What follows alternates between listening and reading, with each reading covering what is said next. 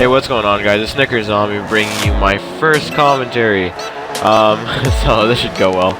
Anyways, this is going to be a commentary slash tips and tricks video. So in this video, I'm going to discuss how to get a bunch of XP in this game. For whatever reason you need XP, this would be a good option. So essentially what you're going to want to do is get a drift car. It doesn't matter what kind of drift car, it doesn't matter how you make a drift car, it really does not matter, just has to drift, slide, whatever you want to call it, whatever you fancy. If you do not want to make a drift car or you're just low on money, I do have a previous video on how to make a budget drift build. I'll put the link in the description. So what you're going to do is you're going to make a drift car, like I previously said, and you're going to want to download a tune, set it up, doesn't matter, just set it up the way you like it so it's comfortable and it's snappy. By snappy I mean you can turn left from a drift and turn into a right corner without losing control, but quickly. In my previous video I put a tune in for that budget build.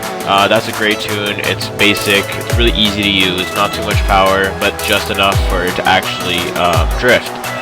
That's a great tune to use, or you can just download any tune, it really doesn't matter, as long as you feel comfortable using it and you can make snappy movements with it and angle the car without losing control.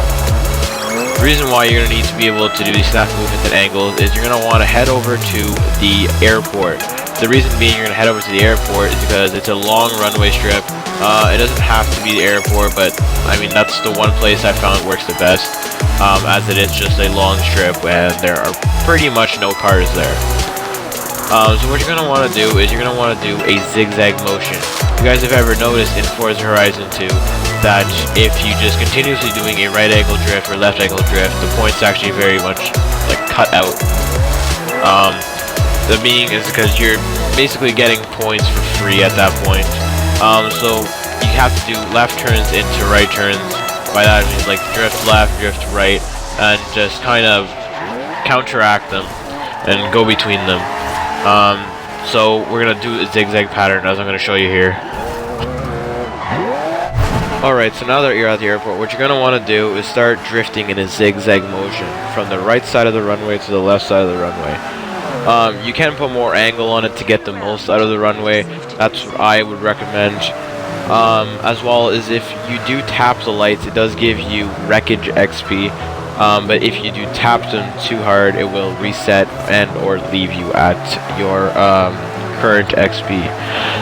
So I would suggest getting as much angle as possible, but still maintaining a drift, because if you do lose control, it is quite hard to keep your points going and continue back into a drift.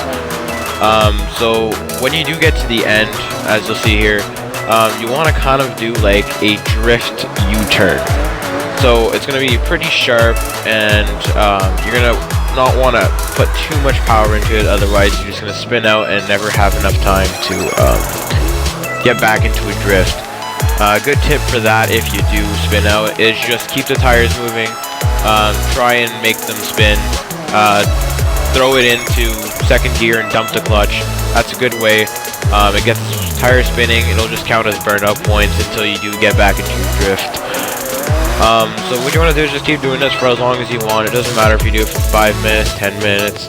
I did it for around 10 to 25 minutes just because I had nothing to do, time to kill. And yeah, it was fairly easy. I got a lot of points out of it.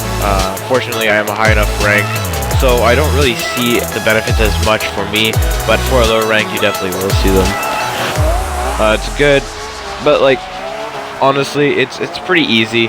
Just give yourself 10 minutes and you can get a decent amount of points.